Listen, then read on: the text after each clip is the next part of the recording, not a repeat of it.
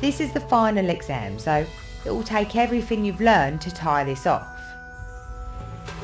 To pass, you need to ping all the targets and earn a minimum wage of 30,000 rigs. Good luck.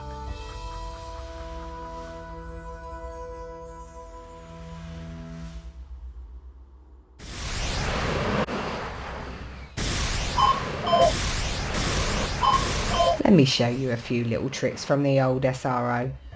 You can modify the viewpoint on your chase cam. Zooming in makes it harder to see, but you're more likely to collect more valuable data.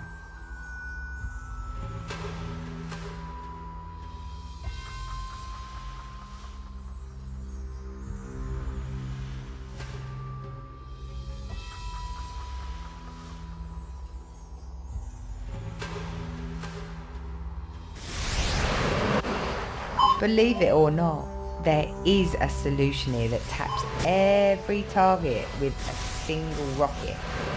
Sanding officers call that a perfect path, and they're like unicorns. They're very hard to find and very valuable when you do. Only the best SROs try to collect perfect paths, but I promise, they're real.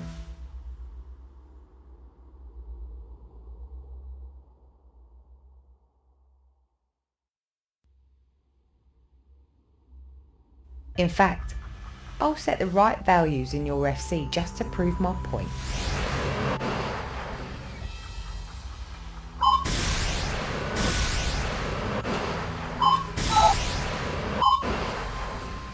Since you might do this, a word of advice. When it comes to the Big 10 corps, and they're the only ones rich enough to play in this race, just smile. Don't believe a word those jackals have to say, but always smile. No matter the glossy recruitment posters and the slick marketing, they all are animals. At least Chandler is honest about it. Find a friend when you're out there, someone you can trust, and then keep your lines tight. You'll be okay.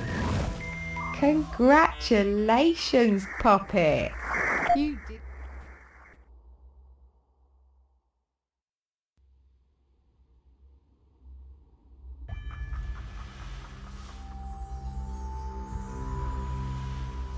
Now that you've got your crow, looks like it's time to find you a job.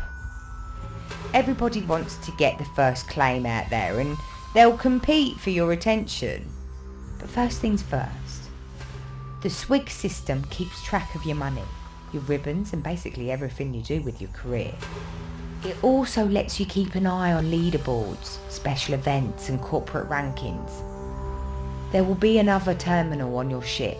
Corps put them everywhere, and they're probably all bugged. You also have your trusty E-manual here. E is a universal AI and data store. You can look up basically anything you need in this corps. On standby. Welcome to Ptolemy Station. Name's Barker. I'll be your chief for this run. Ptolemy's a good ship, but she's not exactly new. She was pulled out of decommission and stuffed to the wattles with an experimental sensor kit. So what could go wrong? On the bright side, we're riding on a DDH 4800 double Wolver. Best engine ever built, if you ask me. The point is, we'll be taking it slow out of port, breaking her in gentle-like. This whole first sector keeps us close to Taw. It's the wading pool of this evolution, so if anything breaks, we're still in range of a tug. You do your magic with the rockets, and I'll run down any kinks with nav and comms. Carry on, sailor.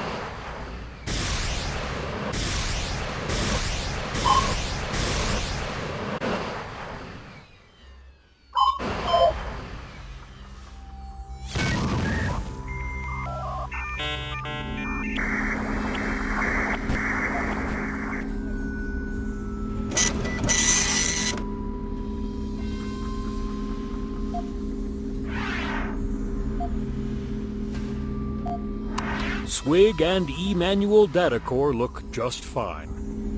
Helm feels a little loose though, so I kept my distance and gave those iceteroids a wide berth. Wasn't completely sure the brakes would work, to be honest. Speaking of brakes, if you smell ozone or barbecue down there, don't worry. Petty Officer Denovich arced a spanner on B-deck. Nothing he can't fix though. Right, Ivor?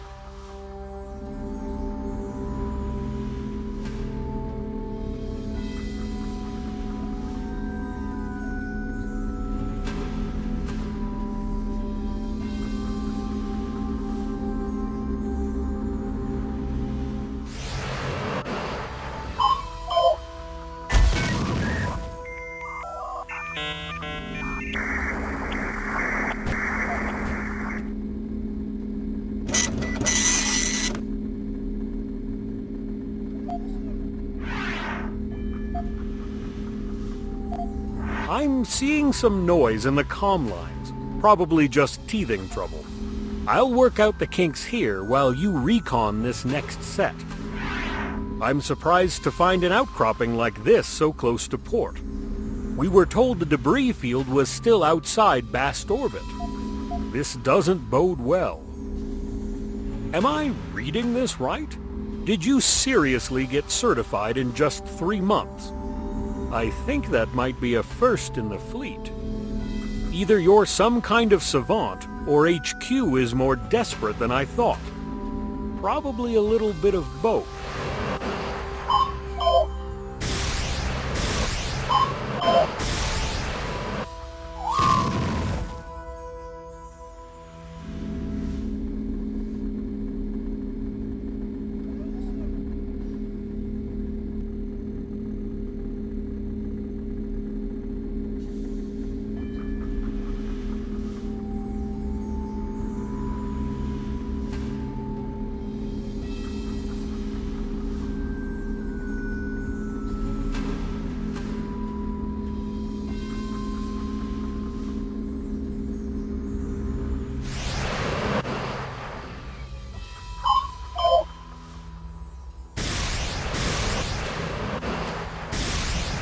And away she goes.